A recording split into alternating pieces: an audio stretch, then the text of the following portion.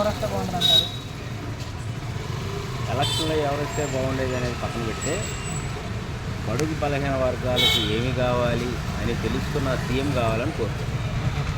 బడుగు బలహీన వర్గాలకి ఏమిస్తే బాగుంటుంది, వాళ్ళకి ఏం జరిగింది, ఏంటి ఎస్సీ సప్లై నిధులు కానీ ఎస్సీ కార్పొరేషన్ లోన్లు కానీ ఇవన్నీ కూడా ప్రజలకు అందుబాటులో ఉండే సీఎం అయితే బాగుంటుంది అనే దాని మీద ప్రజలు కోరుకుంటున్నారు.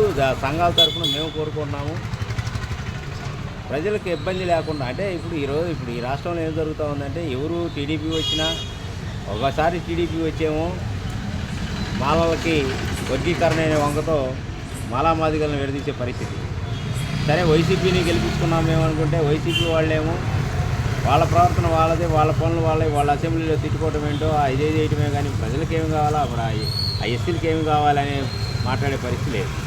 మరి ఎన్ని కోరుకుంటున్నాము మేము, మరి మా బాధలు వాళ్ళ కాళ్ళకి వెళ్తున్నాయా లేదా అన్నది ఒక డౌట్.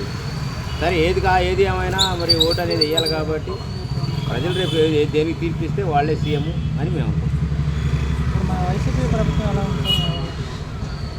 వైసీపీ ప్రభుత్వం చెప్తుంది అదే. వైసీపీ ప్రభుత్వంని బడుగు బలైన వర్గాలు అయితే కోరుకున్నాయి కానీ అనుకున్న న్యాయం అయితే జరగల. ఫస్ట్ మేము అనుకున్న రాజశేఖర రెడ్డి గారి కుమారుడు వేరు అండ్ సో ఇప్పుడు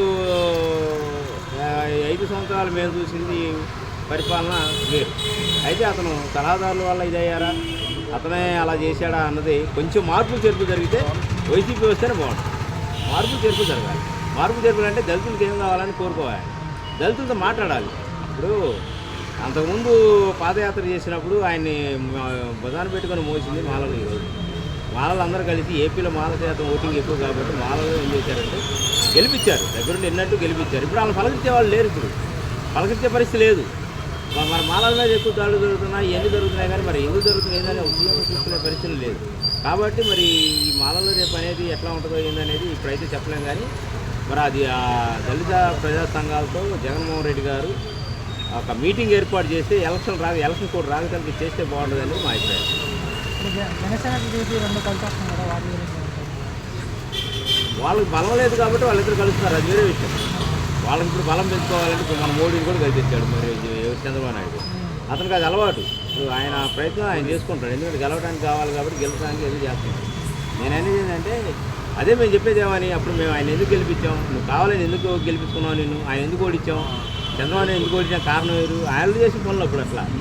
ఇప్పుడు మనం కావాలని జగన్మోహన్ రెడ్డిని గెలిపించుకున్నాం. జగన్మోహన్ రెడ్డి గారు ఏం చేస్తున్నారు, ఏం మాట్లాడుతున్నాడా, మన ఎస్సీ దళితులతో ఏమైనా మాట్లాడే పరిస్థితి ఉందా అంటే ఈరోజు ఏమీ లేదు. వాళ్ళకి ఏం కావాలో తెలుసుకునే పరిస్థితి లేదు. ఎందుకని చెప్పి మరి రేపు ఎలక్షన్లో 50-50 ఛాన్స్ అనుకున్నాం. 50-50 ఛాన్స్ అనుకున్నాం.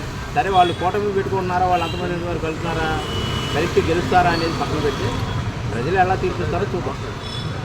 మీ నుంచి ప్రజలకు మా నుంచి ప్రజలకు ఏం చెప్తున్నామంటే, నేను ఒక కమ్యూనిటీ లీడర్గా వర్గీకరణ అనేది జరగదు. మన చంద్రబాబు నాయుడు ఆ మాట అది కొద్దిగా ఇబ్బంది పెట్టాడు, కానీ అది జరగదు.